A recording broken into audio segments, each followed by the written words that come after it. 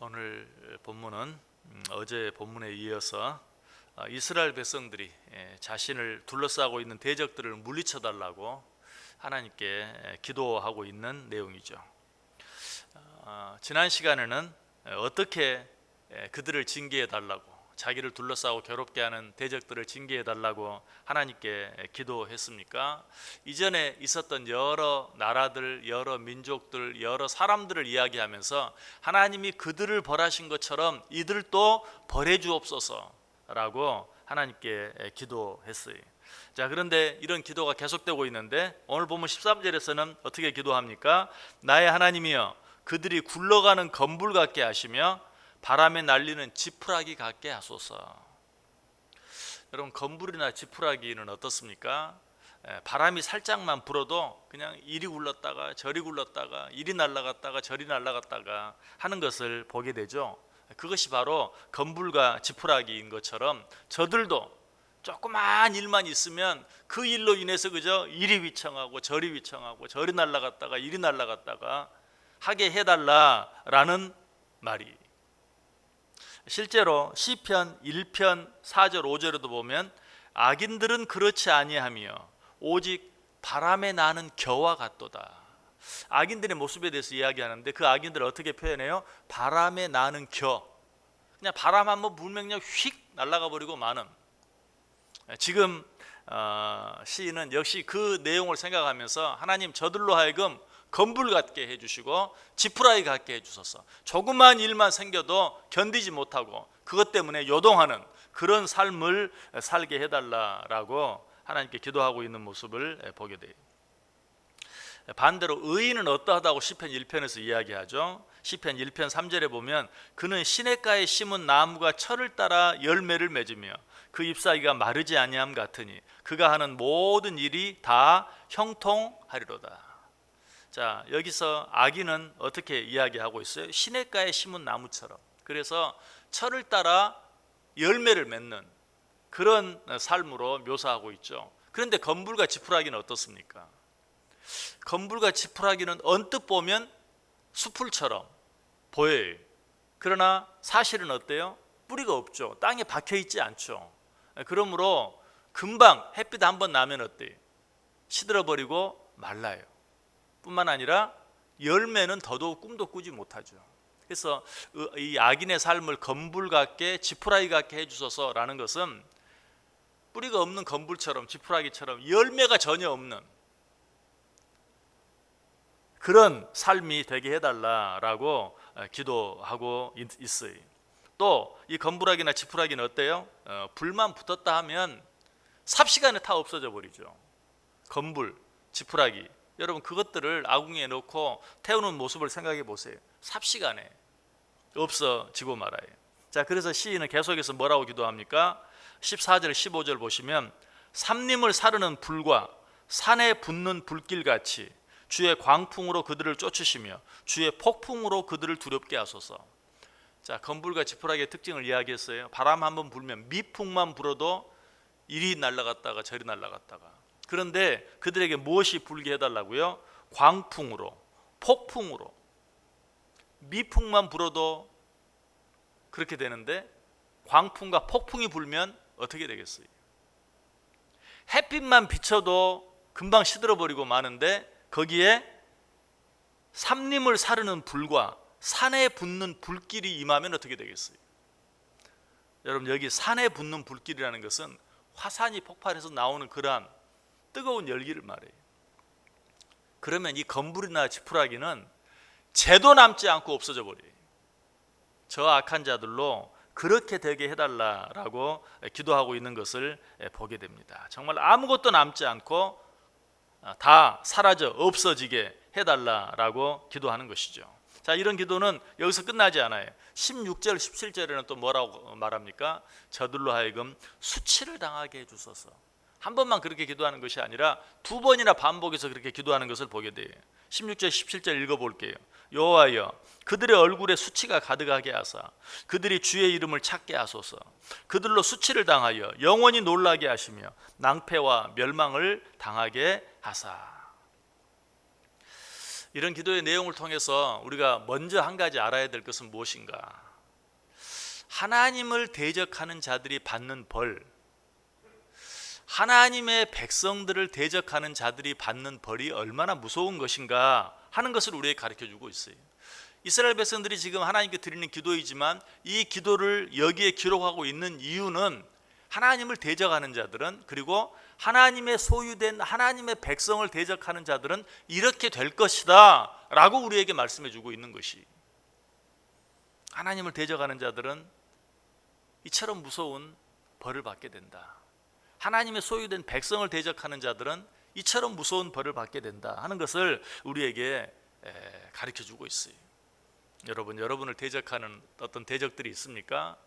하나님이 그들을 때가 되면 무섭게 징계하실 것이, 그러므로 우리는 그들을 두려워하거나 그들로 말미암아 실족할 필요가 없어요. 실망하거나 낙심할 필요가 없어요. 하나님께 맡기고 기도하면서 기다리면 돼요. 자, 그런데 한 가지 문제는, 이렇게 기도하는 이 기도의 내용을 보면서 여러분은 어떤 생각이 드십니까? 아무리 그래도 그렇지, 하나님이 저들을 버려달라고 하나님께 맡기고 기도하는 것, 또 기다리는 것 다 좋은데 이렇게 무섭게 하나님을 믿는다는 사람들이, 하나님의 자녀라는 사람들이 기도해도 되는가? 건불 같게 하시고 지푸라기 같게 하시고, 그래서 그들에게 폭풍과 광풍이 불어서 그저 이리 날려다니고 저리 날려다니고, 아니 산에 삼림을 태우는 불이, 화염이 그들에게 임해서 하나도 남지 않고 다 없어지게 만들어 달라고, 저들로 하여금 수치를 당하게 해달라고, 한 번만 그렇게 기도하는 것이 아니라 두 번씩이나. 어떻게 그렇게 기도할 수 있습니까? 하나님 알아서 해주세요, 그런 정도라면 몰라도 어떻게 하나님을 믿는다는 사람들이 하나님께 기도한다고 하면서 이렇게 잔인하게 무자비하게 사랑 없이, 오히려 하나님 사랑으로 저들을 감싸주시고 사랑으로 저들을 변화시켜 주세요, 이렇게 기도해야지 어떻게 이렇게 버려주세요, 저렇게 버려주세요, 그것도 너무나 심하게 그렇게 기도할 수 있는가 하는 그런 생각을 해보게 돼요. 그러나 이렇게 기도할 수 있는 이유가 오늘 본문 속에 나와 있어요. 그것은 무엇입니까? 16절 보세요. 여호와여 그들의 얼굴에 수치가 가득하게 하사 그들이 주의 이름을 찾게 하소서. 그렇게 해서라도 저들이 어떻게 되게 해달라고? 주의 이름을 찾게 하소서. 저들이 돌아와서, 저들이 변화되어서, 저들이 새롭게 되어서 주의 이름을 찾게만 된다면 그처럼 무서운 벌을 내리셔도 좋습니다. 그렇게 해서라도 저들이 주님을 찾게 해 주옵소서. 여러분, 목적이 중요해요. 우리는 누군가를 버려달라고 기도하고 내 마음속에 소원할 때 어떤 마음으로 그렇게 합니까? 정말 저들을 사랑하고 정말 저들이 돌아와서 주님을 찾게 해달라는 마음으로 기도합니까? 아니면 나를 괴롭게 했으니, 하나님을 괴롭게 했으니, 교회를 괴롭게 했으니 저들로 하여금 괴로움을 당하게 해 주옵소서. 단순히 그런 내용이라면 그런 내용은 잘못된 것이, 그러나 그보다 훨씬 더 심하게 기도한다 할지라도 그렇게 해서라도 저들이 주님을 찾게 해 주옵소서, 그렇게 해서라도 저들이 주님께 돌아오게 해 주소서 라고 기도하는 것은 결코 잘못된 기도가 아니라는 것이. 물론 이렇게 말하면 그럼 그런 마음으로 기도하지 누가. 사실 우리 마음을 보면 그렇지 않아요. 그 사람이 미워서 저런 사람 좀 어떻게 치워달라고 그런 마음으로 기도할 때가 많아요. 그것이 우리 인간의 마음이. 어떻게 해달라고 기도하느냐, 그것이 중요한 것이 아니라 그렇게 해서라도 그들이 어떻게 되기를 바라느냐, 주님께로 돌아오기를 원하는 마음만 있다면 어떻게 기도해도 괜찮다는 것이. 왜? 그 기도의 진정한 목적은 사랑이기 때문에. 자, 이런 기도는 18절에도 계속됩니다. 여호와라 이름하신 주만 온 세계의 지존자로 알게 하소서. 자, 여기서도 우리가 이렇게 심하게 기도할 수 있는 또 한 가지 이유를 발견하게 되죠. 그것은 무엇입니까? 그렇게 해서 여호와라 이름하신 주만 온 세계의 지존자로 알게 하소서. 야, 하나님이 정말 진정한 신이시구나, 하나님만이 신이시구나, 하나님만이 지존자이시구나 하는 것을 저들이 알게 해 주소서. 결국은 누구를 위해서 기도하는 겁니까? 하나님을 위해서, 하나님의 영광을 위해서. 우리는 가끔 또 악한 자들을 심판해 달라고 기도하면서 결국은 그렇게 해서 누가 잘되게 해달라고, 내가 잘되게 해달라고, 그렇게 해서 내가 편안하게 해달라고 나를 위해서 기도할 때가 많아요. 내가 편안하게 되게 하기 위해서 악한 자들을 그렇게 무서운 괴로움에 빠지게 해달라고 기도하는 것은 그건 이기적인 기도예요. 그렇게 기도하면 안 돼요.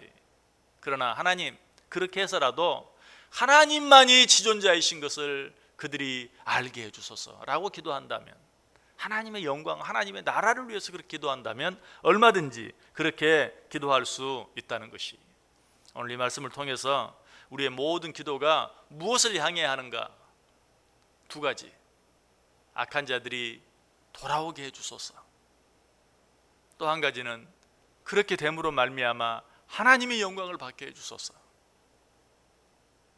우리의 기도 내용이 무엇이든지 그 기도의 진정한 목적이 악한 자들이 변하여 돌아오게 되어지고 그로 말미암아 하나님의 이름이 영광을 받으시게 된다면 그 기도는 하나님이 받으시기에 합당한 기도가 돼. 하나님이 기뻐하시는 기도가 돼.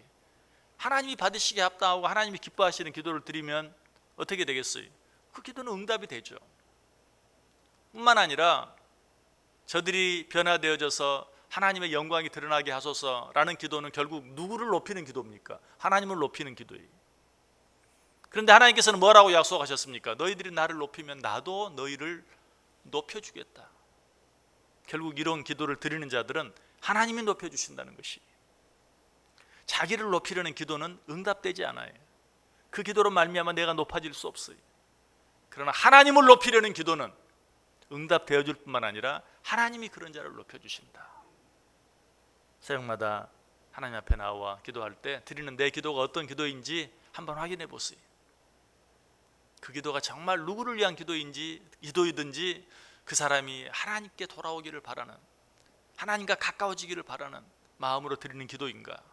그 기도가 어떤 기도이든지 그 기도로 말미암아 하나님께서 영광을 받으시고 하나님의 나라가 확장되어지기를 바라는 마음으로 드리는 기도인지 그렇지 아니한 기도인지, 부디 나를 위한 기도가 아니라 하나님의 나라와 하나님의 영광을 위한 기도, 또 여전히 하나님과 멀리 있는, 여전히 하나님을 알지 못하는 자리에서 하나님과 가까워지고 하나님께 나오기를 바라는 기도, 이런 기도를 드림으로 말미암아 먼저 내가 드리는 기도가 응답받고 한 걸음 더 나아가서 그런 기도를 드리는 나를 하나님이 높여주시는 은혜를 누리며 살아갈 수 있게 되기를 주님의 이름으로 간절히 축원합니다. 기도하겠습니다. 하나님,